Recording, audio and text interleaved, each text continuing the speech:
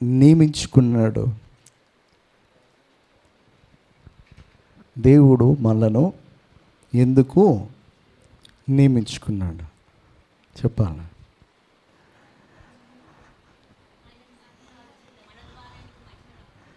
మన ద్వారా ఆయనకు ఆయన కలుగు చేసుకున్నాడు. అది హల్లెలూయా. కలుగు చేసుకున్నది ఎందుకు? హల్లెలూయా. యెషయా 43:7 కలుగు చేసుకున్నది, నియమించుకున్నది ఎందుకనమాట? తన కార్యములను జరిగించుకోవడానికి. ఓకే, ఇంకా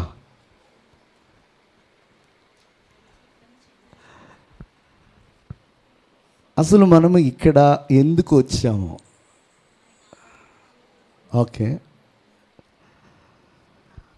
దానికంటే ముందు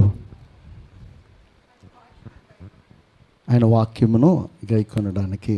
ఇంకా సరే, అయితే నా బ్రెయిన్లో ఉన్నది మీ దగ్గర నుంచి రాదు కానీ హల్లెలూయా.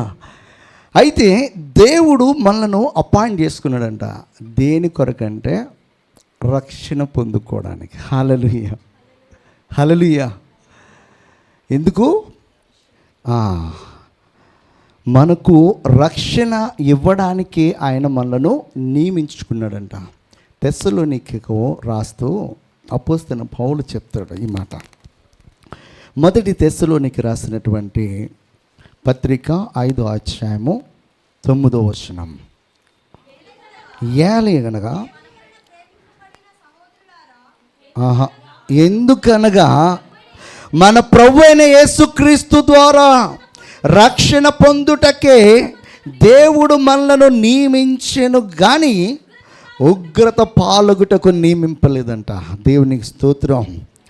God appointed us to obtain salvation. హల్లెలూయా.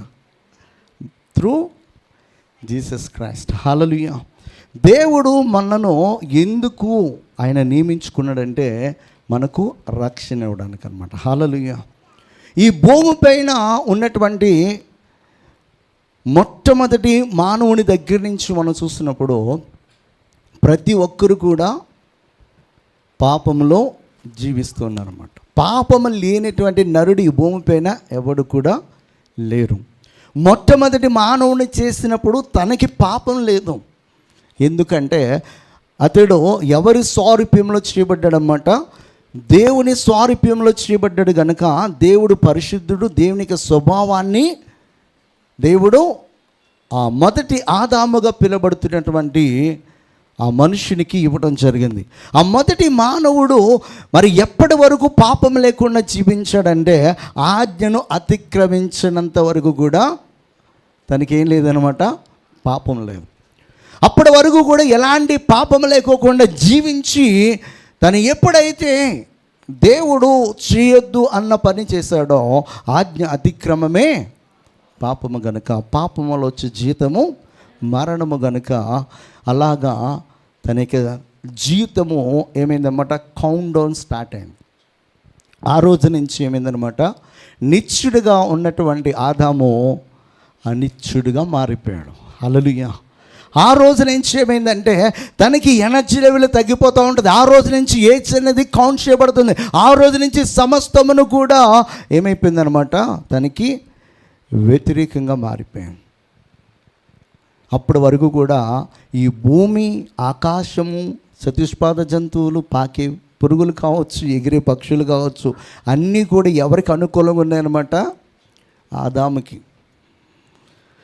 నరుడు పాపము చేయనంత వరకు కూడా ప్రతీది కూడా నరుని స్వాధీనంలో ఉంది. నరుని ఆలోచన తగినట్లుగా అవన్నీ కూడా తనకి స్పందిస్తూ ఉన్నాయి.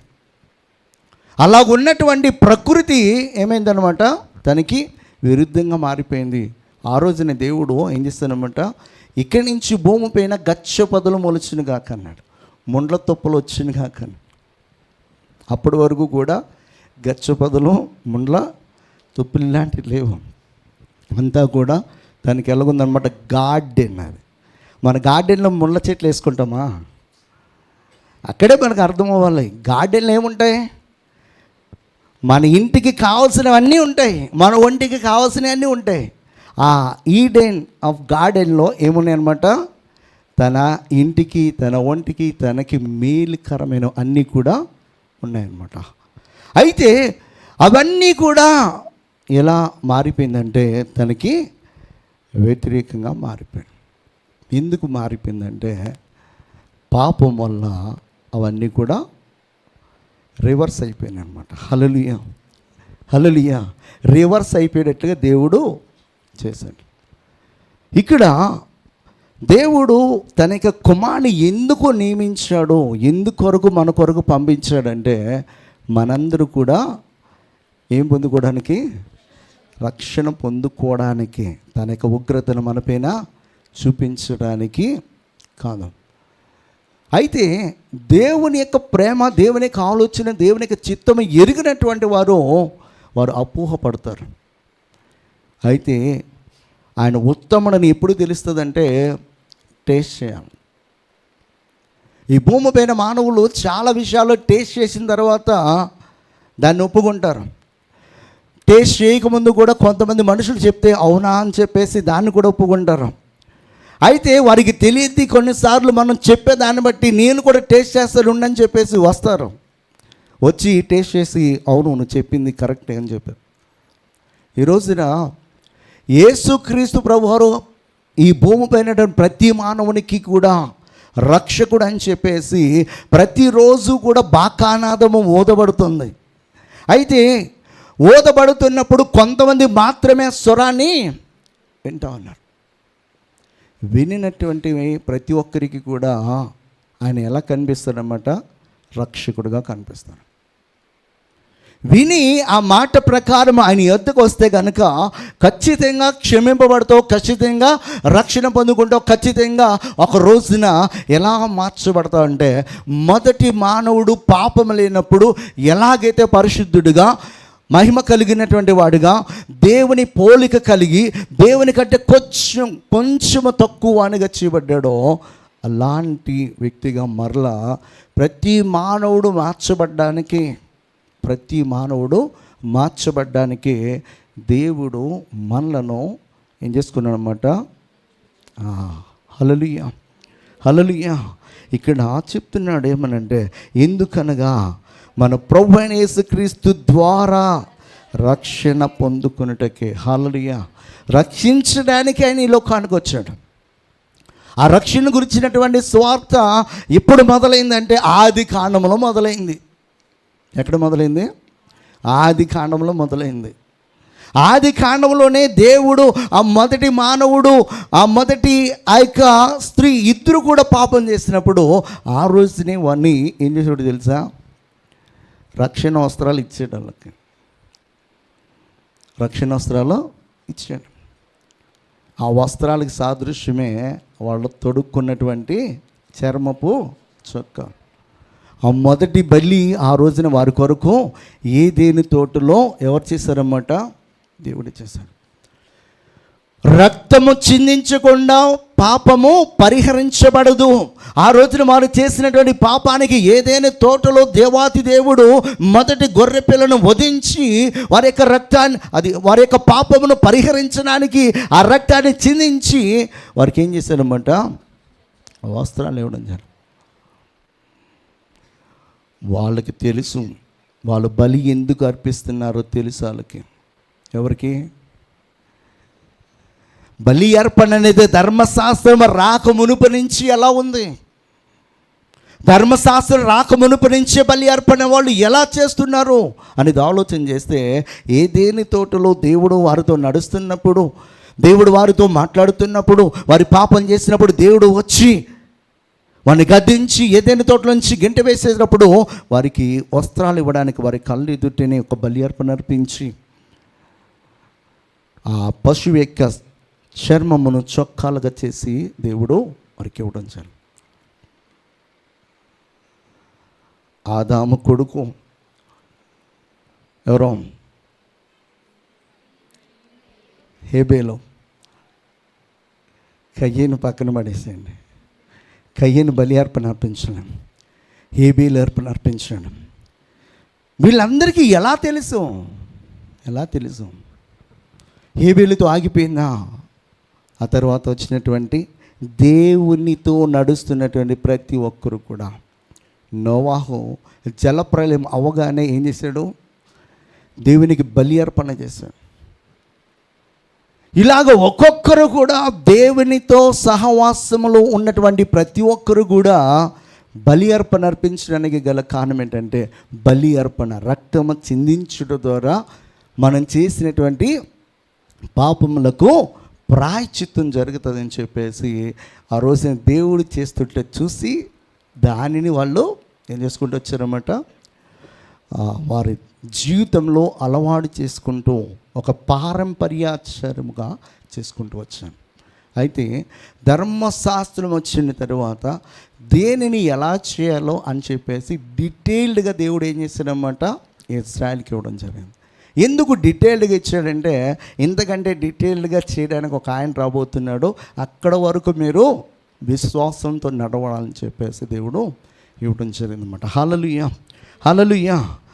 అయితే ఇక్కడ చెప్తున్నాడు రక్షణ. దేనికి రక్షణ? ఆ మొదటి మానవుడు చేసినటువంటి పాపం వల్ల ప్రతి ఒక్కరం కూడా ఏమైపోయామన్నమాట, దేవునికి దూరం అయిపోయాం. మన యొక్క జీవితం అంతా కూడా పాపమయమైపోయింది. ఆ పాపమయమైపోయినటువంటి ఆ జీవితాన్ని, దూరం అయిపోయినటువంటి ఆ జీవితాన్ని మరలా తండ్రికి దగ్గరగా చేయడానికే కుమారుడు యేసుక్రీస్తు వారు ఈ లోకానికి రావడం జరిగింది. కానీ ఉగ్రత పాలుగా మనల్ని ఉగ్రత పాలవడానికి మనలను నియమింపలేదు. హల్లెలూయా. ఎక్సోడస్ చాప్టర్ 15:2లో ఓ మాట చెప్తాడు. ఏమనంటే, యెహోవాయే నా బలము, నా గానము, ఆయన నాకు రక్షణయు, ఆయన నా దేవుడు, ఆయన వర్ణించేదను. ఆయన నా పితరుల దేవుడు, ఆయన మహిమను సన్నతించేదను. హల్లెలూయా, హల్లెలూయా. ఇక్కడ మోషే, ఇజ్రాయిల్ అందరూ కూడా ఈ కీర్తన పాడుతున్నారన్నమాట. ఈ కీర్తనలో చెప్తున్నాడు ఏమనంటే, యెహోవాయే నా బలము, నా గానము, ఆయన నాకు రక్షణ, ఆయన నాకు రక్షణ. ఈ భూమిపైన ప్రతి మానవునికి కూడా ఎవరు రక్షకుడు అంటే ఆయనే. ఎందుకు అంటే, దేవుడు తనని రక్షకుడిగా ఈ లోకానికి పంపించాడు. ఎవరు?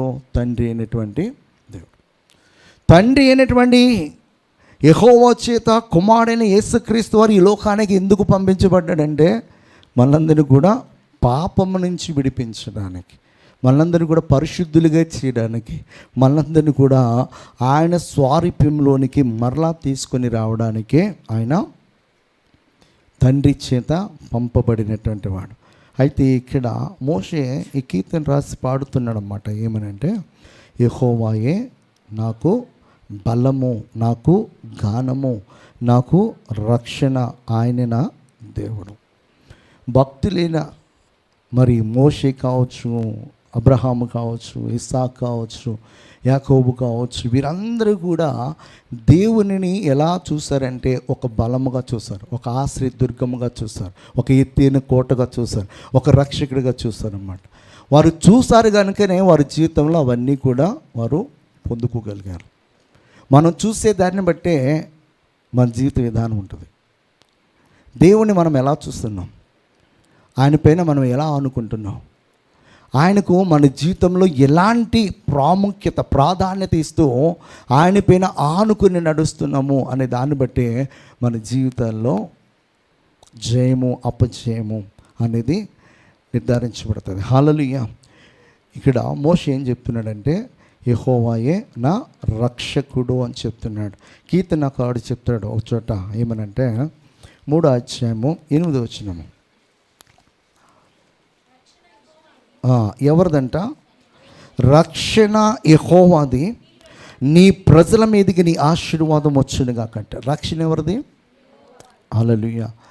ఆయనదే రక్షణ. ఆయనే రక్షించేవాడు, ఆయనే శిక్షించేవాడు. అయితే దేవుడు శిక్షించడానికంటే కూడా రక్షించడానికే ఆయన ఎక్కువ ఏం చూపిస్తాడనమాట, మొగ్గు చూపిస్తాడనమాట. హల్లెలూయా. ఆయన శిక్షించేవాడైతే ఆ రోజునే వారిని మొత్తానికి లేకుండా చేసేవాడు. ఎవరిని? అవని అదవని. ఆ రోజు నుంచి ఈ రోజు వరకు కూడా దేవుడు ఈ భూమి పైన ప్రతి మానవుని కూడా రక్షించడానికి, తన రాజ్యంలో ఉంచడానికి ఆది కాండంలో స్టార్ట్ అయినటువంటి ఆ జర్నీ ఇప్పటి వరకు కూడా కంటిన్యూ అవుతుంది. అప్పటి నుంచి ఇప్పటి వరకు కూడా దేవుడు ఆయా కాలాలలో, ఆయా సమయాలలో తన యొక్క సేవకుల ద్వారా మాట్లాడుతూనే వస్తూ ఉన్నాడు. దేని గురించి అంటే, రక్షణ నాది. నువ్వు రక్షింపబడాలన్నా, శిక్షింపబడాలన్నా అది నా చేతనే అవుతుంది. ఎందుకు అంటే, నేనే నిన్ను కలుగజేసింది, నేనే నీ పాపమును తీయాల్సింది, నేనే నిన్ను పరిశుద్ధుడిగా చేయాల్సింది, నేనే నిన్ను నా స్వారూప్యంలోనికి మార్చుకొనగల శక్తిమంతుడని చెప్పేసి దేవుడు ఆనాటి నుంచి ఈనాటి వరకు కూడా మాట్లాడుతున్నాడు. అందుకే యోహాను భక్తుడు అంటాడు 3:17 లోకము తన కుమారుని ద్వారా రక్షణ పొందుటకే కానీ లోకమునకు తీర్పు తీర్చుటకు దేవుడు ఆయనను లోకములోనికి పంపలేదు. దేవునికి స్తోత్రం. ఏమంటున్నాడు? లోకము తన కుమారుని ద్వారా.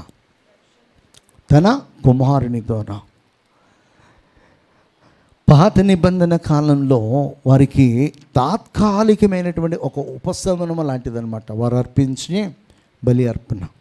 పరిపూర్ణమైనటువంటి రక్షణ ఎవరి ద్వారా వస్తుందన్నమాట? యేసుక్రీస్తు ద్వారా వస్తుంది. యేసుక్రీస్తుని అంగీకరించుకోకుండా ఎవడు కూడా తండ్రి యొద్దకు చేరలేడు. ఎందుకు చేరలేడంటే, ఈ ఇంట్లోకి రావాలంటే ద్వారం ఉండాలి కదా, అవునా కదా? అంటే నేను దొంగని ద్వారం లేకపోయినా వెళ్తానంటే దొంగలకి వెళ్ళడానికి అవకాశం ఉంది, కానీ దేవుని రాజ్యంలోనికి వెళ్ళడానికి అవకాశము లేదు. దేవుని యొక్క రాజ్యంలోనికి వెళ్ళాలంటే ద్వారమును కనుగొనాలి. ఆ ద్వారం ఎవరన్నమాట?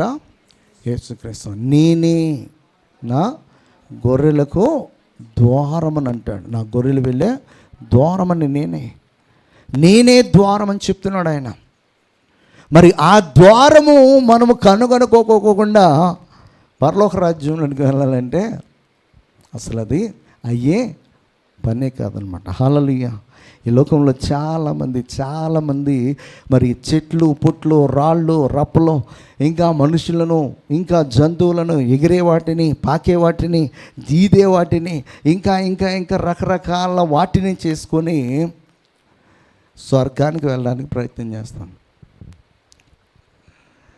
స్వర్గానికి వెళ్ళాలంటే స్వర్గలో ఒకానికి ద్వారపాలకుడు ఎవరన్నమాట?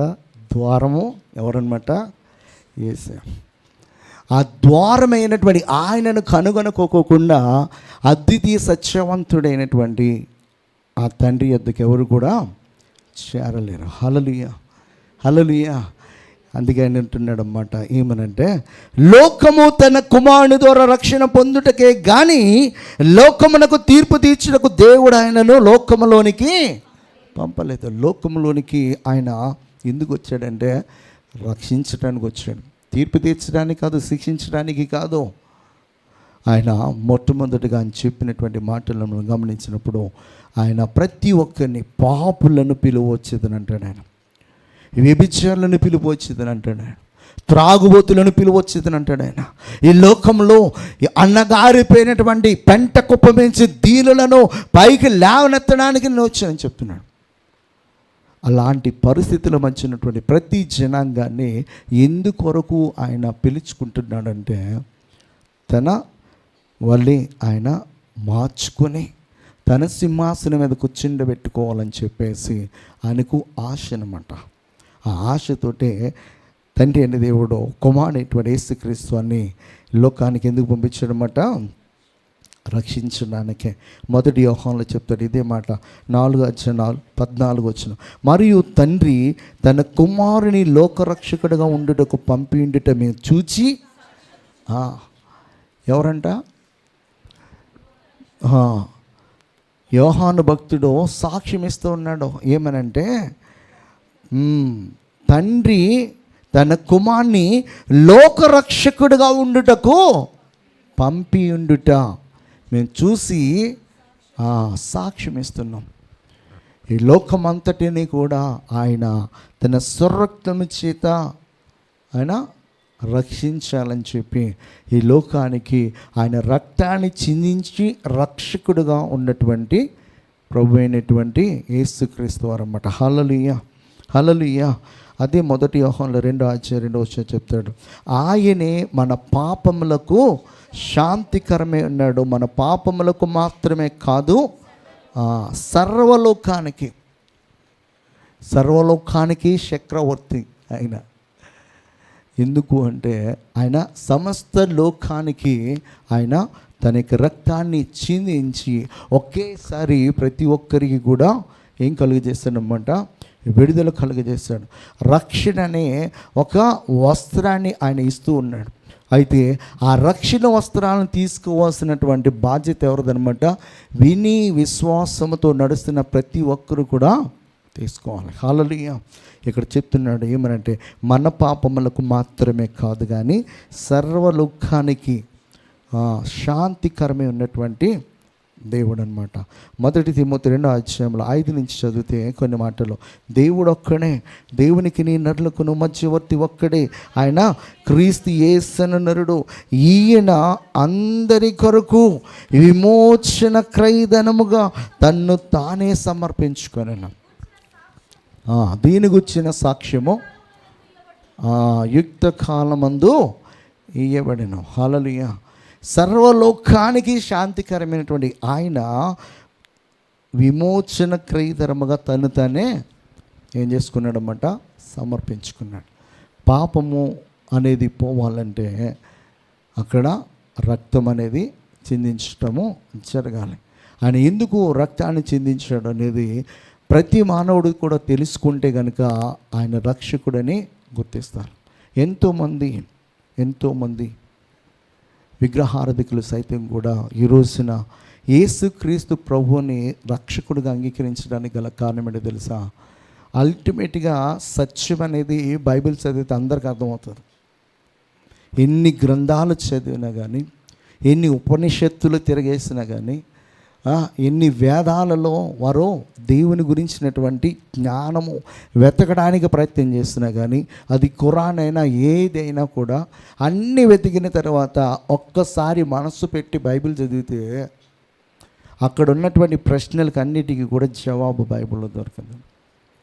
ఈరోజున దేని యొక్క వాక్యాన్ని వినడం మాత్రమే కాదని చెప్తున్నా, ప్రతిరోజు మనము ధ్యానించటము అలవాటు చేసుకుంటే మన యొక్క జీవితం ఎలా ఉంటుందంటే, ఒక చెట్టు ఒక నది ఒడ్డున నాటబడితే ఎలాగైతే అన్ని కాలాలలో పచ్చగా ఉండి ఫలించేది ఉంటుందో, అనేకులకు నీడనిచ్చేది ఉంటుందో, అట్టి విధంగా మన జీవితాలు ఉంటాయన్నమాట. హల్లెలూయా.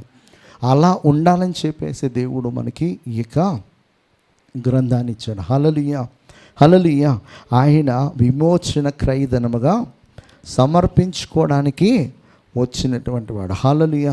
ఈ 1 తెస్సలోనికైయులు 1:10 చెప్తాడు, దేవుడు మృతుల్లో నుండి లేపిన యేసు అనగా రాబో ఉగ్రత నుండి మనలను తప్పించుచున్న ఆయన కుమారుడైన యేసు పరలోకము నుండి వచ్చిన ఎదురు చూచుటకును మీరెలాగూ దేవుని వైపునకు తిరిగితిరో ఆ సంగతి వారే తెలియజేయను. మృతుల్లో నుండి లేపబడినటువంటి యేసు రాబో ఉగ్రత నుండి, హల్లెలూయా, ఆయన రక్షకుడు. ఎలాంటి రక్షకుడు అంటే రాబో ఉగ్రత నుండి మనలను తప్పించడానికి వచ్చినటువంటి రక్షకుడు. మీకు అర్థమయ్యేలాగా చెప్పాలంటే, పిల్లలు పుట్టినప్పుడు కొన్ని వ్యాక్సిన్లు వేస్తారు కదా, వేస్తారా? చిన్నప్పుడు వేస్తారు కదమ్మా, అందరు క్వశ్చన్ మార్క్ ఎట్టి చూస్తారు ఇంకా. హల్లెలూయా. ఈ వ్యాక్సిన్లో ఒక వ్యాక్సిన్ పోలియో వ్యాక్సిన్. ఒకప్పుడు, ఇప్పుడు కూడా వేస్తున్నారో లేదో తెలియదు కానీ నాకు ఇప్పుడు కూడా వేస్తున్నారు అనుకుంటా. అది ఖచ్చితంగా వెయ్యాలని చెప్పేసి గవర్నమెంట్ ఏం చేసిందనమాట, రూల్ పెట్టి. ఎందుకు? అది వేసుకోకపోతే పుట్టిన బిడ్డకు ఏ క్షణమైనా, ఏ రోజైనా, ఏ నెలలోనైనా, ఏ సంవత్సరంలో అయినా పోలియో రావడానికి అవకాశం ఉంటుంది. పుట్టినప్పుడు కాళ్ళు చేతులంతా బాగుండొచ్చు, కానీ తర్వాత ఈ పోలియో వస్తే వైకల్యం అనేది వరకు వస్తుందని చెప్పేసి గవర్నమెంట్ ఏం చేస్తుందనమాట, ఈ వ్యాక్సిన్ అనేది ఫ్రీగా అందరూ కూడా వేసుకునే విధముగా అందుబాటులోకి తీసుకుని వచ్చింది. అయితే నా బిడ్డ బాగానే ఉంది, నేను వేసుకోనని చెప్పేసి నువ్వు వేయించలేదు.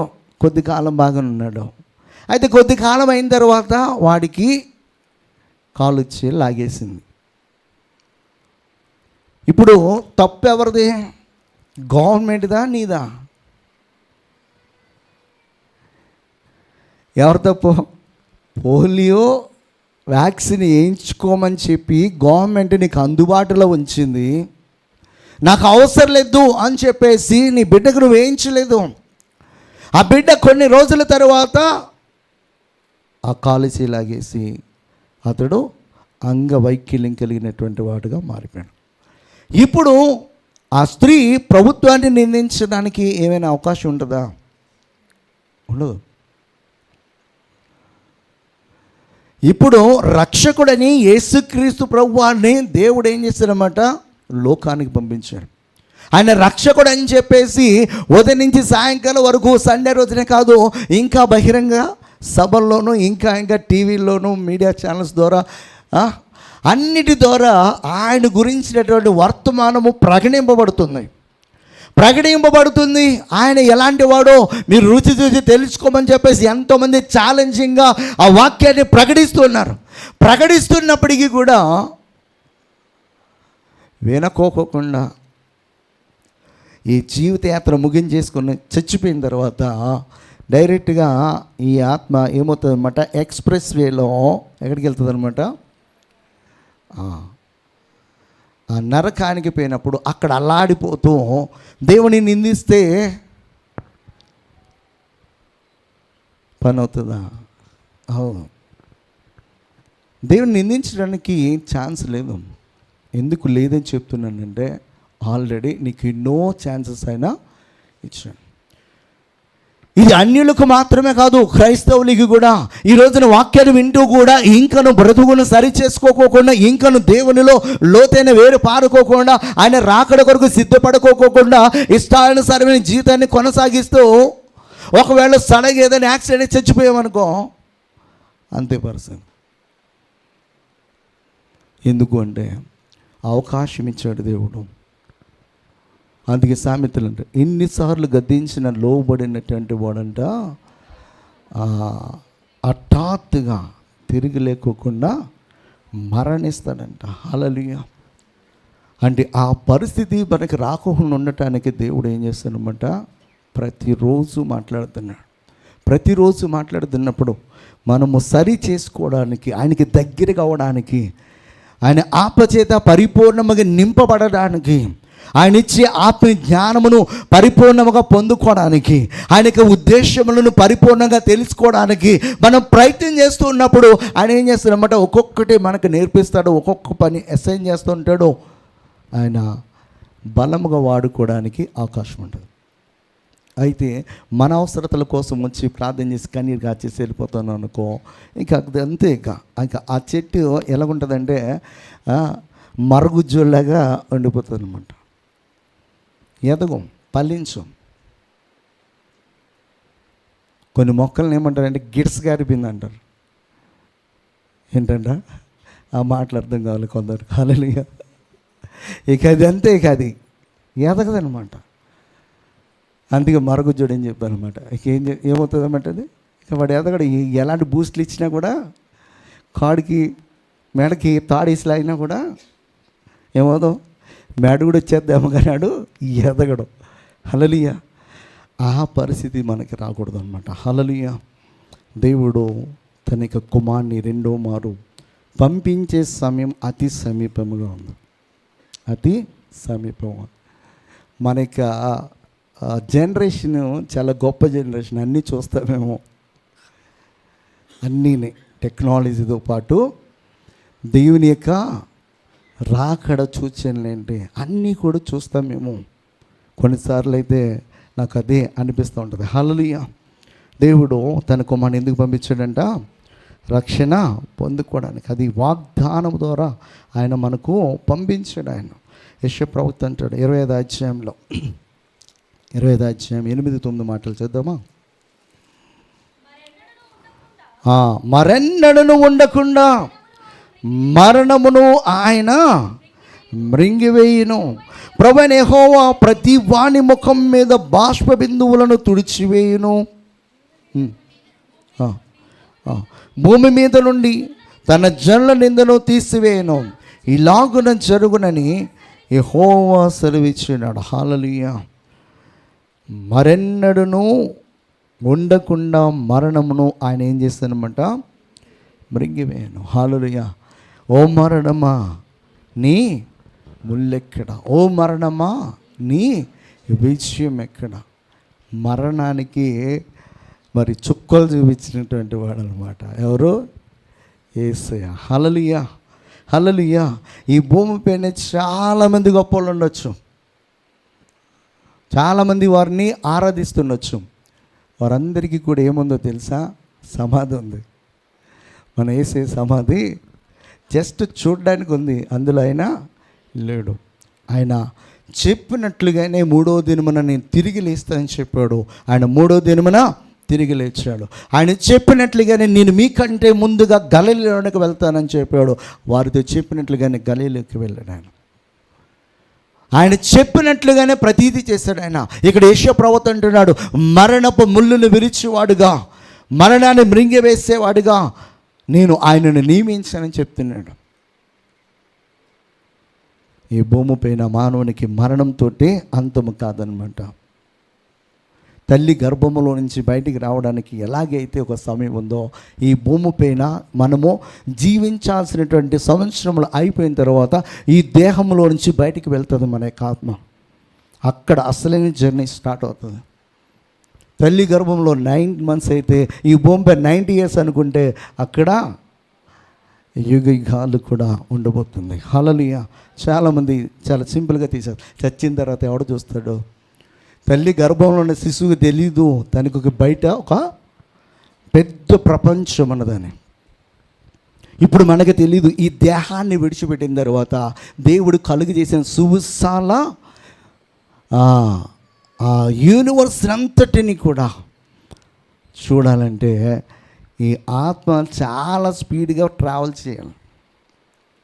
ఎంత స్పీడ్గా ట్రావెల్ చేయాలంటే కాంతి కంటే వేగంగా ప్రయాణించాలి.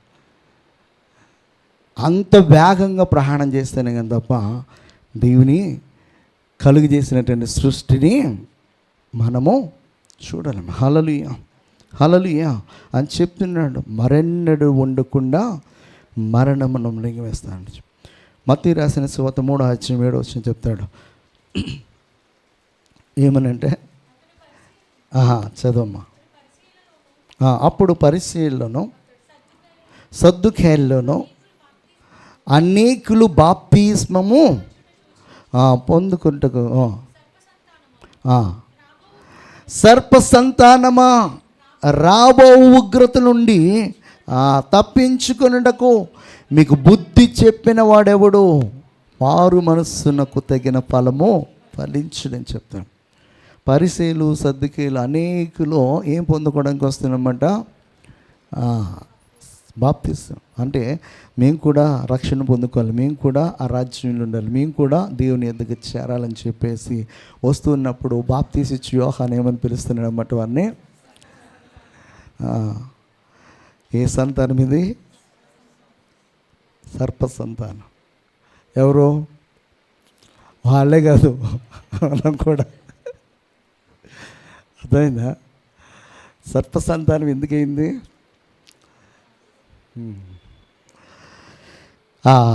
సైతాను గాడు వెళ్ళి ఎవరిలో దూరాడనమాట? సర్పంలో దూరి ఎవరిని మోసం చేశాడు? అవ్వని ఆదాముని మోసం చేశాడు. సో మోసం చేయబడ్డ తర్వాత వారు పుట్టారు కనుక వాళ్ళందరూ కూడా ఈ సంతానం అనమాట. సో ఇప్పుడు ఎవరి ద్వారా తిరిగి మరలా జన్మించాలి? యేసుక్రీస్తు ద్వారా జన్మించాలి. హల్లెలూయా. అప్పుడు మనము దేవుని కుమారులు అనబడతాం. అంత ముందు వరకు కూడా ఏ సంతానం అనమాట? సర్ప సంతానం. హల్లెలూయా. హల్లెలూయా. యాక్ట్స్ చాప్టర్ 2:40 చదువుదాం ఒకసారి. అపోస్తుల కార్యముల గ్రంథము 2వ అధ్యాయం 40వ వచనం. ఇంకను అనేక విధములైన మాటలతో సాక్ష్యమిచ్చి మీరు మూర్ఖులకు ఈ తరము వారికి వేరే రక్షణ పొందుడని వారిని హెచ్చరించిన. హల్లెలూయా. అపోస్తలులో ఇక్కడ మనం గమనించినప్పుడు అంతకుముందు వరకు కూడా వారి యొక్క జీవితాలు ఎలా ఉన్నాయంటే, రెల్లు అంటారు కదా, రెల్లు గాలేస్తే ఇటు గాలేసింది అనుకో ఇటు పడిపోతూ ఉంటుంది, ఇటు గాలేస్తే ఇటు పడిపోద్ది అనమాట. అంటే ఊగిసలాడే పరిస్థితి అనమాట. విశ్వాసంలోను, పరిశుద్ధతలోను, దేవుని యొక్క ఆలోచనలోను అన్నిటిలోనూ కూడా వారు ఎలా ఉన్నారంటే రెల్లులాగా ఉన్నారు. రెల్లులాగా ఉన్నటువంటి వారిని దేవుడు రాయిలాగా మార్చాడు. ఎలాంటి రాయిలాగంటే, ఆయన దేవుని చేత వేయబడినటువంటి సియోనులు మూల రాయి ఉంటే ఆ రాయి పైన రాయి పెట్టి కట్టబడే ఒక మందిరాలుగా వారు ఏం చేశారన్నమాట, రాళ్ళగా మార్చారన్నమాట. అంతకుముందు రెల్లిలా ఉన్నారు, తర్వాత ఎలా మారారన్నమాట, అంటే స్థిరమైనటువంటి శ్వాసము, స్థిరమైనటువంటి పరిశుద్ధత కలిగి స్థిరమైనటువంటి దేవుని యొక్క చిత్తమును వారు చేయడానికి, వారి జీవితాలను సంపూర్ణముగా దేవునికి సమర్పించుకునే వారి నడవడానికి సిద్ధపాటు కలిగి నడుస్తున్నటువంటి జనాంగంగా మారారన్నమాట. అప్పుడు చెప్తున్నటువంటి మాట ఏమనంటే, ఇంకనూ అనేక విధమైన మాటలతో సాక్ష్యమిచ్చి మీరు మూర్ఖులకు ఈ తరం వారికి వేరే రక్షణ పొందుడని, మూర్ఖులకు ఈ తరం వారికి వేరే వాళ్ళు. మన ఇంటిలో కొన్నిసార్లు మన తల్లిదండ్రులు సత్యాన్ని తెలుసుకోక మనలను నువ్వెందుకు వెళ్తున్నావు, నీకు బుద్ధి లేదని చెప్పేసి మనలను గద్దించవచ్చు, మనల్ని భయపెట్టవచ్చు. కానీ సత్యాన్ని తెలుసుకున్న తర్వాత మనం చేయాల్సింది ఏంటో తెలుసా, కొన్నిసార్లు వేరే వాళ్ళు మన విశ్వాస జీవితాన్ని కాపాడుకోవడానికి తప్పదు. వారికి అర్థమయ్యేటట్లు తర్వాత నువ్వు చెప్పడానికి తగినటువంటి జ్ఞానమును సంపాదించుకోవాలి. అబ్రహామునే దేవుడు తన తండ్రి ఇంటి నుంచి వేరు చేయాల్సి వచ్చింది. అపోస్తలులందరినీ కూడా వారి కుటుంబాల నుంచి కొన్నిసార్లు వేరు చేయాల్సి వచ్చింది.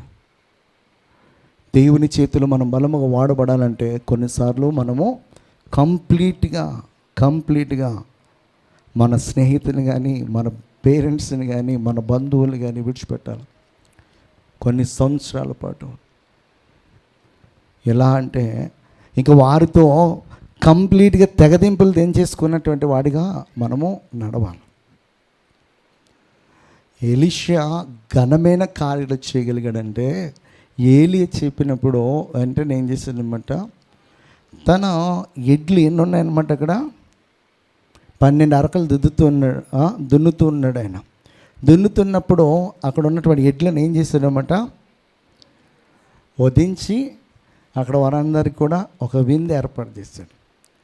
అంటే మరలా నేను ఈ ఎద్దులతోటి కాడి దున్నను, ఇంకా నేను చేను దున్నేవాడిగా, ఇంకా నా తల్లిదండ్రుల యొద్ద ఈ పనివాడిగా నేను ఉండను. కానీ దేవుని సేవకుడు అంటే ఏలియా దగ్గర ఏదైతే దేవుని సంకల్పం, దేవుని చిత్తమైందో అది మాత్రమే నేను చేస్తానని చెప్పేసి దానికి ఒక సాదృశ్యంగా దాన్ని ఇంకా పర్మనెంట్గా దాన్ని ఏం చేశానమాట, విడిచిపెట్టేశాం. దేవుని యొద్ద మనము ఎప్పుడు నిజమైనటువంటి సేవకులు కనిపించుకుంటామంటే, మనము దేవుడు ఎప్పుడైతే పిలుస్తాడో అప్పుడు మనకున్న వాటిని అన్నిటి రిసోర్స్ అన్నిటిని కూడా విడిచిపెట్టామని చెప్పినప్పుడు విడిచిపెట్టాను. కాదు ప్రభా, నాకు అవసరం ఉంటుందేమో అని చెప్పేసి దాన్ని ఎంటేసుకుని రాకూడదు. సౌల్లాగా, సౌల్కి ఏం చెప్పాడు, అమాలేకీలలో ఒక్కడు కూడా మిగలకూడదని. ఒక్కడు అంటే అది చిన్న పెద్ద, ఆడ మగ, ముసలి, మనుషుల్లో, పశువుల్లో ఒక్కటి కూడా. దేవుడికి ఎందుకు అంత కసి, అంత కోపం అంటే, ఇజ్రాయిల్ ఐగుప్తు దేశాన్ని చూస్తున్నప్పుడు వారి మానాన్న వారు వెళ్తూ ఉన్నారు. ఎక్కడి నుంచి ఇక్కడికి, ఐగుప్తు దేశం నుంచి కానాడు. అయితే ఈ ట్రావెల్ చేసే క్రమంలో వారు అమాలేకీయుల అనాకీలు ఉండే ప్రాంతాన్ని క్రాస్ చేయాలి.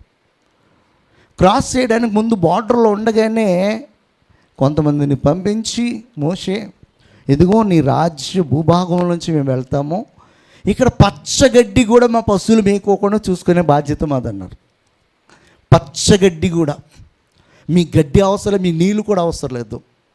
ఒకవేళ మాకు ఏమైనా అవసరం ఉంటే కనుక అన్నీ కూడా డబ్బులతో కొనుక్కుంటాము, మాకు అవసరం లేదు, మీకు కామ్గా వెళ్తామంటే వీళ్ళు ఏం చేశారు తెలుసా? కత్తులు వేసుకుని వచ్చారు. యుద్ధం చేశారు వాళ్ళు. దేవుడికి అక్కడుంది ఎవరి మీద? అమాలేకీయుల మీద. అది తీర్చుకోవడానికి ఆయన చూస్తూనే ఉన్నాడు. కానీ ఇజ్రాయిల్ ఎక్కడ కూడా సంపూర్ణంగా చేయట్లే. 12 గోత్రాల వారి ద్వారా చేద్దాం అనుకున్నాడు, కానీ 12 గోత్రాల్లో కొద్ది చేయలేదు. వాళ్ళకి ఒక్కొక్క భాగాన్ని ఇచ్చి ఈ భూభాగంలో ఉన్నటువంటి ప్రతి దాన్ని కూడా మీరు తీసేయండి అని చెప్తే బలవంతులందరినీ కూడా చంపేసి బక్కగా ఉన్న వాళ్ళందరినీ మిగిల్చుకున్నారు. ఎందుకు? పనివారుగా చేసుకోవడానికి. ఈ రోజున బక్కోడే, రేపొద్దున్న నాడే నీకు మొగుడే కూర్చుంటాడు. అలానే అదే అయింది అక్కడ. దేవుడు చెప్పింది అక్షరాలుగా చేయడానికి 12 గోత్రాలు వారు చేయలేదు. కనుకనే వారి ప్రక్కలో బల్లెముగా దేవుడు ఏం చేస్తాడన్నమాట, వారిని ఉంచడం జరిగింది. హల్లెలూయా.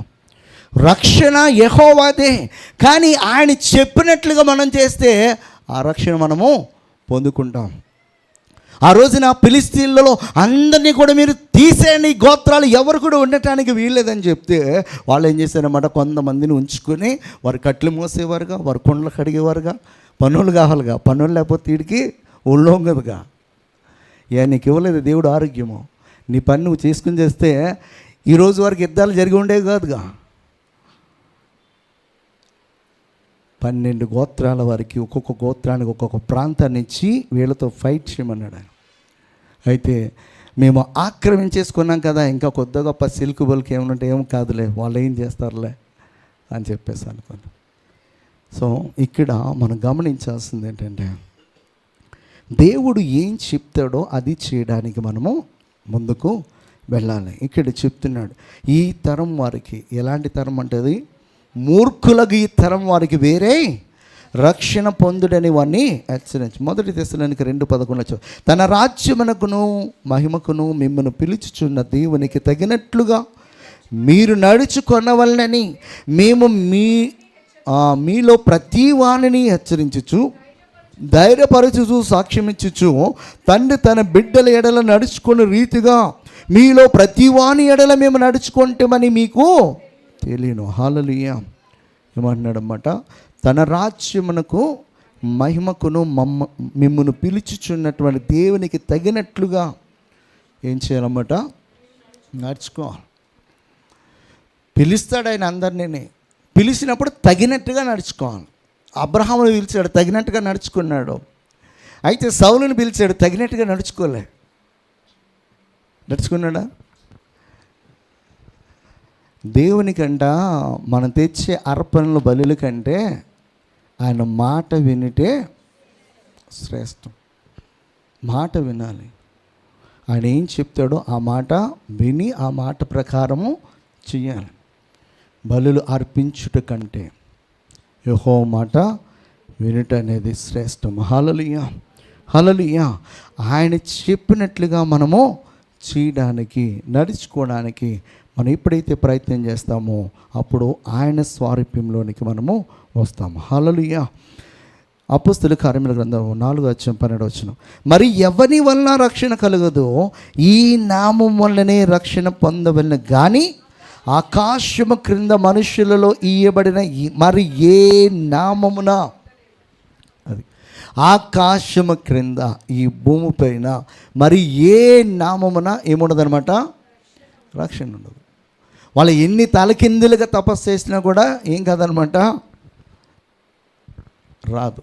సాల్వేషన్ అనేది త్రూ జీసస్ క్రైస్ట్. రక్షణ యేసుక్రీస్తు ద్వారానే అది దేవుడు నియమించాడు.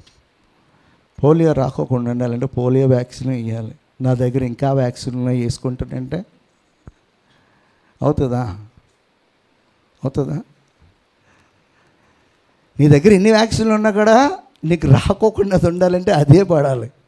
నీకు ఎన్ని వ్యాక్సిన్లు వేసుకున్నా కూడా అది వేరే వాటికి పనిచేస్తాయి, దీనికి పనిచేయదు. ఇక్కడ దేవుడు దేనికి కోసమో ఆయన ఈ లోకానికి పంపించాడంటే రక్షణ కోసం. ఆయన ద్వారానే రక్షణ వస్తుంది. మరి ఏ నామం వల్ల, అది ఎంత పెద్ద నామమైనా, ఎంత పోరలించిందని చెప్పి నీ దగ్గరికి వచ్చి కళ్ళబుల్లి మాటలు చెప్పేసి లక్షల సంవత్సరాలు, కోట్ల సంవత్సరాలు, అంత సీన్ లేదు ఇక్కడ. లక్షల సంవత్సరాలు, కోట్ల సంవత్సరాలు అన్నీ కూడా క్రీస్తు పూర్వం 1500 నుంచి 1200 సంవత్సరాల లోపు వచ్చినాయి. ఉపనిషత్తులు కావచ్చు, వేదాలు కావచ్చు, అన్నీ కూడా క్రీస్తు పూర్వము 1500 BC, అంతే. వేల సంవత్సరాలు ఏం లేదు అక్కడ.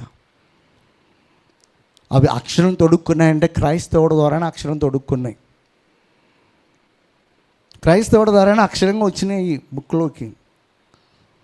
అర్థమైందా? అక్షరం తొడుక్కోవడం అంటే అంతకుముందు లోక సొక్కలు లేవట్లకి, ఏటికి లేవు, అన్నిటికీ లోక సొక్క ఎవరి ద్వారా వచ్చిందన్నమాట? క్రైస్తవుడి ద్వారానే. ఎప్పటికీ చూడండి, ప్రపంచంలో జరిగేవి, మనం వాడేవి 100లో మనము ఎవడి వాడుతున్నాం అనేది చూసుకోండి. మీ జోబులు ఉన్నాయి, మీ కళ్ళలో ఉన్నాయి, మీ చేతుల్లో ఉన్నాయి, అన్నీ కూడా ఒక్కటి కాదు, లక్షల్లో చెప్పగలను నేను. అది అన్నిటినీ దేవుడు ఎవరి కొరకు, ఎవరి ద్వారా పంపించాడంటే ప్రతిదీ కూడా క్రీస్తుని ఎరిగినటువంటి బిడ్డల ద్వారానే వచ్చినాయి. హల్లెలూయా, హల్లెలూయా. కొన్ని మాటలు టక్క చదివేద్దాం. అయితే ఇది ముందుకెళ్ళి లేదు. హెబ్రీయులకు రాసిన పత్రిక 2:3 నుంచి చదువుదాం. ఇంత గొప్ప రక్షణను మనము నిర్లక్ష్యము చేసిన యెడల ఎలాగో తప్పించుకుందాము. అట్టి రక్షణ ప్రభు బోధించుట చేత ఆరంభమై దేవుడు తన చిత్తానుసారముగా తన సూచక క్రియల చేతను నానా విధములైన అద్భుతముల చేతను అనుగ్రహించుట చేతను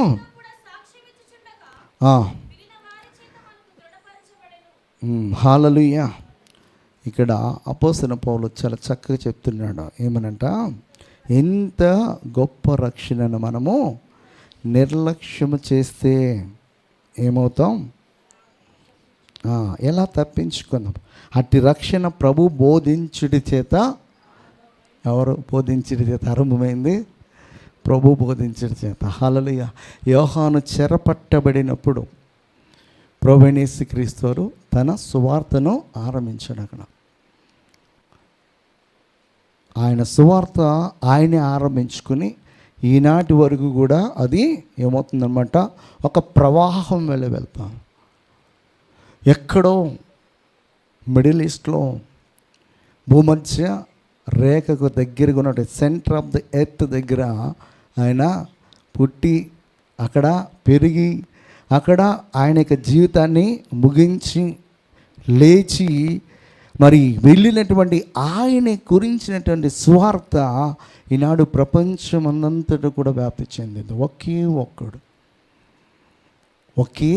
ఒక్కడు హల్లెలూయా. 33 కోట్లు కాదనమాట, ఒకే ఒక్కడు ప్రపంచాన్ని ఏం చేశాడనమాట, ప్రభావితం చేశాడు. ఈరోజు వరకు కూడా ప్రభావితము ఆయన చేస్తున్నాడు. మరణ పడకల్లో ఉన్నవాడిని ప్రభావితం చేస్తున్నాడు. ఇక ఈ జీవితం వ్యర్థమని చెప్పేసి అనుకుని సూసైడ్ చేసుకోవడానికి సిద్ధపడిన వారిని ఆయన ఏం చేస్తున్నాడు అన్నమాట, బలపరుస్తున్నాడు. ఒక్కడు ఈనాటి వరకు కూడా. ఈరోజు నేను ఇక్కడ నిలబడ్డానంటే ఆయన ఎంతో ప్రభావితం చేస్తారు తప్ప ఇక్కడ నిలబడ. ఇక్కడ మీరందరూ కూడా కూర్చున్నారంటే మీ జీవితాల్లో కూడా ఆయన ఎన్నో కార్యాలు చేస్తేనే కానీ తప్ప ఎవరు కూడా కూర్చోలేము. అంత ప్రభావం కలిగినటువంటి వాడు ఆయన. హల్లెలూయా, హల్లెలూయా. అలాంటి రక్షణ నిర్లక్ష్యం చేస్తే తప్పించుకోలేము. అట్టి రక్షణ ప్రభువు బోధించుట చేత ఆరంభమై దేవుడు తన చిత్తానుసారంగా సూచక క్రియల చేతను, మహత్కార్యముల చేత, నానా విధమైన అద్భుతముల చేతను, వివిధములైన పరిశుద్ధాత్మ వరములను అనుగ్రహించుట చేతను వారితో కూడా సాక్ష్యమిచ్చుచుండగా విని వారి చేత మనకు దృఢపరచబడి ఉంటాడు. హల్లెలూయా. దేవుడు మనలను రక్షించడానికి వచ్చాడనే విషయాన్ని గ్రహించాలి. ఆ రక్షణ గురించి సువార్త ఆయన బోధించడం చేత ఆరంభమైంది.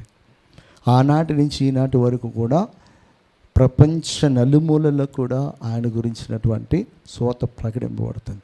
రీసెంట్గా ఒక దైవజనుడు చెప్తున్నాడు, ఎక్కడో మారుమూల ప్రాంతంలో ఒక ట్రైబ్ అనమాట, వాళ్ళ యొక్క ఫేస్ కూడా చాలా తేడా ఉన్నాయి. ఎప్పటి నుంచో ఉన్నారంట వాళ్ళు. అయితే మిమ్మల్ని ఇక్కడి నుంచి తీసుకుని వెళ్ళడానికి దేవుని దూతలు వస్తారని చెప్పేసి వాళ్ళ యొక్క పితరుల దగ్గర నుంచి వారు వింటూ వచ్చారంట. అయితే వాళ్ళని తీసుకెళ్ళడానికి దూతలు వచ్చే ప్లేస్ ఒకటి అనుకుని ఆ ప్లేస్లో ఉదయం నుంచి సాయంకాలం వరకు అక్కడ కూర్చుంటారంట వాళ్ళు. అంటే అందరూ కాదు, కొంతమంది దానికోసం డ్యూటీలు వేసుకుంటారు అనుకుంటా. రోజు ఒకరోజు చచ్చిపోతారు అందరూ. ఇక తినడానికి ఉండాలిగా, త్రాగడానికి అయితే సెలయేరు ఉంది అక్కడ కొండల్లోంచి ప్రవహించేది. అయితే వాళ్ళు అక్కడే ఉంటారండి కొన్ని వందల సంవత్సరాల నుంచి. వారికి సువార్త ప్రకటించడానికి కూడా ఒకడు వెళ్ళాడు అక్కడికి, మారుమూల ప్రాంతాలకి, అడవిలో, అరణ్యంలో మనుషులు తినేసే ట్రైబ్ దగ్గరికి కూడా సువార్త వెళ్ళింది. ఎందుకంటే ఈ సువార్త సకల జనులకు ప్రకటించబడిన తరువాతనే అంతం వస్తుంది. సో అన్నీ కూడా జరిగిపోతూ ఉన్నాయి. అన్నీ కూడా జరిగిపోతూ ఉన్నప్పుడు మనం ఏం చేయాలన్నమాట, సిద్ధపడాలి. ఇంకా నేను సిద్ధపడని, ఇంకా లోకంలోనే ఇంకా ఏదో సంపాదించుకోవాలని చెప్పేసి ఇంకా లోకంలోనే తిరిగిలాడుతుంటే రేపొద్దున్న మన పరిస్థితి ఏదో ఇంత గొప్ప రక్షణ నిర్లక్ష్యం చేసినప్పుడు ఎలా తప్పించుకుంటామని చెప్పేసి దేనికి వాక్యం చెప్తుంది. హల్లెలూయా. ఒక మాట చదివేసి మనం ముగించేద్దాం. ఇంకా అపోస్తలుల కార్యముల గ్రంథం 5వ అధ్యాయం 30 వచనము 31 వచనం. 5:30. మీరు మ్రానున వ్రేలాడవేసి సంహరించిన యేసును మన పితరుల దేవుడు లేపెను, ఇశ్రాయేలుకు మారు మనస్సును పాపక్షమాపణను దయచేయుటకే దేవుడు ఆయన అధిపతినిగాను రక్షకునిగాను తన దక్షిణాస్త బలముతో హెచ్చించాను. హల్లెలూయా. దేవుడు ఆయనను దేనికి హెచ్చించాడనమాట, రక్షకుడిగాను పాప క్షమాపణ దయచేవాడిగా. పరిసయ్యులు సద్దూకయ్యులు చాలాసార్లు ప్రభువైన యేసుక్రీస్తు అన్ని పట్టుకోవాలని చంపాలని ఆలోచన చేసిందంతా కూడా దేని గురించి అంటే ఒకే ఒకటి, నీ పాపములు క్షమింపబడిని నీ పరుపెత్తుకుని పోరా అన్నాడు. పాపములు క్షమించడానికి ఎవరికి అధికారం ఉంది? దేవునికే. నువ్వెందుకు నిన్ను నీవే దేవుడిగా చేసుకుంటున్నావు అని చెప్పేసి వారి కోపం అన్నమాట. ఆయన పుట్టుక గురించి కానీ ఆయన గురించినటువంటి ప్రవచనాల గురించి కానీ వారు చదివి తెలుసుకోలేకపోయారు. వారి కళ్ళు తెరబడలేదు కనుకనే వారి కళ్ళు ఎదుటే చనిపోయిన వారిని ఆయన లేపుతున్నప్పటికీ కూడా, అనేకమైన రోగములతో ఉన్నటువంటి వారిని అందరూ కూడా స్వస్థపరుస్తున్నప్పటికీ, అనేక మంది దయ్యాలతో పీడింపబడుతున్నప్పుడు వారిని విడిపిస్తున్నప్పటికీ కూడా, ప్రతి ప్రవచనము వారి కళ్ళ ఎదుట నెరవేర్చబడుతున్నప్పటికీ కూడా వారి కళ్ళు ఏమైపోయినాయి అనమాట, మూయబడ్డాయి. వారి హృదయము కఠినపరచబడ్డారు, వారి జ్ఞానము అజ్ఞానం అయిపోయిందన్నమాట. అలాంటి స్థితిలో వారి యొక్క జీవితాన్ని నాశనం చేసుకున్నారు. మనం ఈ రోజున దేవుని యొక్క వాక్యాన్ని వింటున్నాం, చదువుతున్నాం, ప్రతిరోజు కూడా దేవుని సన్నిధిలో ప్రార్థించగలుగుతున్నాం. ఇన్ని ఉన్న మనము మరి ఆయన స్వారూప్యంలోనికి రావడానికి ప్రతిరోజు కూడా మనము ఏం చేయాలన్నమాట, ప్రయత్నించాలి. జిమ్కి వెళ్ళినట్టు చూడండి, ఒకే ఎక్సర్సైజ్ చేస్తాడా, ఒకటే చేస్తే ఏమవుతుంది, ఓచాట పెరిగింది లేదా ఒకటే తగ్గింది. ఒక మంచి ఆకారం రావాలంటే ఏం చేయాలన్నమాట, సో అక్కడ జిమ్ని బాగా వాడాలి. హల్లెలూయా. ట్రైనర్ని బాగా వాడుకోవాలి. సో ఇక్కడ మన ట్రైనర్ ఎవరన్నమాట, జీసస్ క్రైస్ట్. మన జిమ్ ఏంటి అనమాట, ఇది వాక్యమును ప్రతిదినము మనము మెడిటేట్ చేయాలి. హల్లెలూయా. హల్లెలూయా. ఈ వాక్యమే మనకి ఏమిస్తుంది అనమాట, ఒక మంచి ఆకారాన్ని ఇస్తుంది అనమాట. హల్లెలూయా. ఎలాంటి ఆకారం అంటే ఈ 66 పార్ట్స్ కలిగినటువంటి జీసస్ బాడీ ఇది. హల్లెలూయా.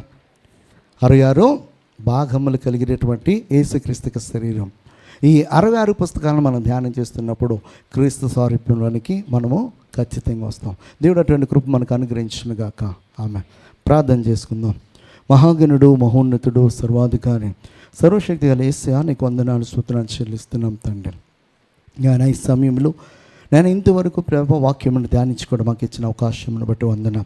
విన్న వర్తమానం బట్టి ప్రభావ మా బ్రతుకుని సరి చేసుకోవడానికి సహాయం దాయించండి దేవా. నీవు నీ కుమారుడు యేసుక్రీస్తు వారిని లోకానికి రక్షకుడిగా పంపించొద్దండి. లోకానికి ఒక శాంతి, సమాధానం ఇచ్చే నేనామరి తండ్రి ప్రవక్తగా, ఒక దేవుడిగా, నేనామరి తండ్రి నీ కుమారుడిగా, నేనామరి తండ్రి ప్రభావ ప్రవచ